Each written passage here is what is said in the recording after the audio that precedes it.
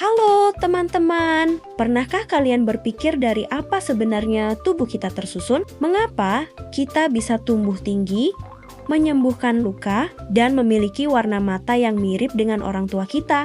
Ternyata rahasia besar itu ada pada unit yang sangat kecil yang bernama sel.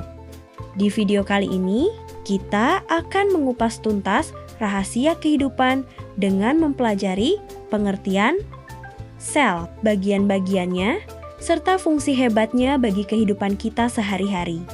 Siap? Yuk kita mulai petualangannya. Pertama, mari kita bahas definisinya. Sel adalah unit struktural, fungsional, dan hereditas terkecil penyusun makhluk hidup. Apa maksud dari ketiga kata tersebut? Disebut unit struktural karena sel adalah komponen fisik paling dasar yang membentuk tubuh makhluk hidup seperti batu bata yang menyusun rumah.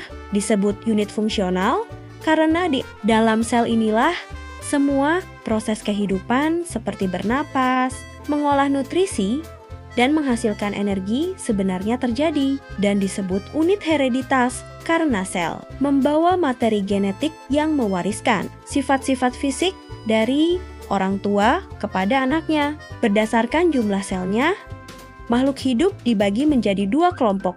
Ada makhluk hidup uniseluler, yaitu makhluk hidup yang bertubuh tunggal atau hanya terdiri dari satu sel saja. Contohnya seperti bakteri dan amuba. Meskipun cuma satu sel, mereka sudah bisa hidup mandiri. Sementara itu, kita, hewan, dan tumbuhan masuk ke dalam kelompok multiseluler, yaitu makhluk hidup yang tersusun atas miliaran, bahkan triliunan sel yang bekerja sama, membentuk jaringan, organ, dan sistem organ. Bagian pertama yang kita temui di sisi paling luar adalah membran sel. Membran sel ini bersifat semi-permeable, artinya ia tidak sembarangan mengizinkan zat untuk lewat. Fungsinya adalah melindungi bagian dalam sel serta mengatur keluar masuknya zat seperti menyerap nutrisi yang dibutuhkan dan membuang zat sisa yang beracun, mirip seperti pos satpam atau gerbang keamanan di sebuah kompleks perumahan. Begitu kita melewati membran,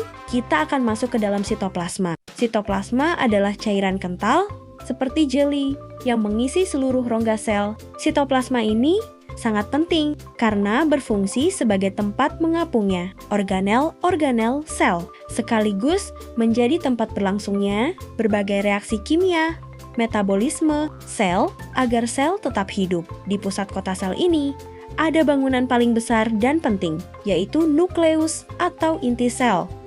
Jika sel adalah sebuah kota atau negara, maka nukleus adalah kantor gubernur atau pusat komandonya.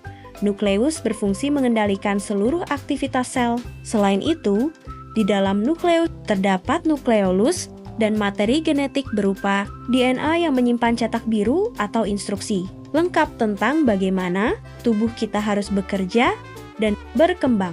Lalu, dari mana sel mendapatkan kekuatan untuk melakukan semua tugas itu? Kenalkan, ini adalah mitokondria. Organel ini dikenal sebagai the powerhouse of cell atau pembangkit tenaga sel. Melalui proses yang disebut respirasi sel, mitokondria mengubah oksigen dan sari makanan yang kita konsumsi menjadi energi siap pakai. Berkat mitokondria inilah kita punya energi untuk berlari, berpikir, dan belajar. Terakhir, ada komponen kecil berbentuk bintik-bintik padat yang bernama ribosom. Meskipun ukurannya sangat kecil, peran ribosom luar biasa besar. Ribosom bertindak sebagai pabrik tempat sintesis atau pembuatan protein. Protein yang dihasilkan di sini nantinya akan digunakan untuk memperbaiki bagian sel yang rusak, membentuk otot, hingga memproduksi hormon di tubuh kita. Sekarang, setelah tahu bagian dalamnya,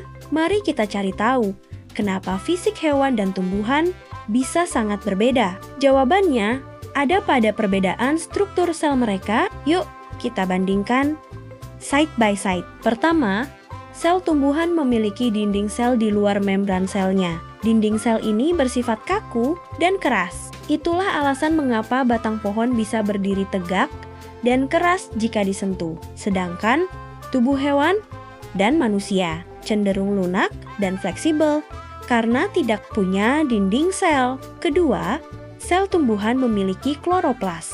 Di dalam kloroplas terdapat zat hijau daun atau klorofil yang menangkap cahaya matahari untuk melakukan fotosintesis. Karena punya kloroplas, tumbuhan bisa memasak makanannya sendiri, sedangkan hewan harus mencari makan dari luar. Ketiga, sel tumbuhan memiliki vakuola berukuran sangat besar yang mendominasi ruang sel untuk menyimpan cadangan, makanan, air, dan pigmen warna. Sementara pada sel hewan, vakuolanya berukuran sangat kecil atau bahkan tidak ada sama sekali. Luar biasa penjelasannya, bukan? Sekarang, saatnya kita uji seberapa tajam ingatan kalian hari ini.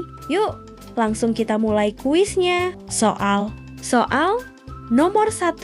Apa unit struktural, fungsional, dan hereditas terkecil penyusun makhluk hidup? A. Jaringan. B. Organ. C. Sel. D. Sistem organ.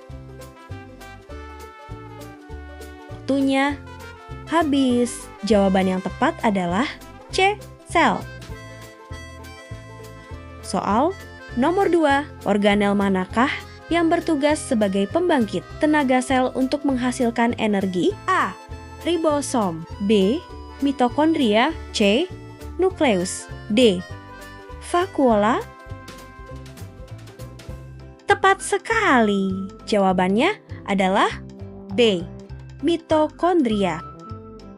Hebat sekali. Hari ini kita telah berhasil menyingkap rahasia terkecil dari kehidupan. Kita telah belajar bahwa sel adalah fondasi utama makhluk hidup. Sel ditopang oleh organel-organel hebat yang bekerja harmonis, mulai dari membran sel sebagai pelindung, sitoplasma sebagai ruang kerja, nukleus sebagai otak pengendali, mitokondria sebagai sumber energi, hingga ribosom sebagai pembangun protein. Kita juga jadi tahu alasan mengapa tumbuhan berstruktur kaku dan bisa berfotosintesis, sedangkan hewan tidak. Bye-bye teman-teman. Terima kasih.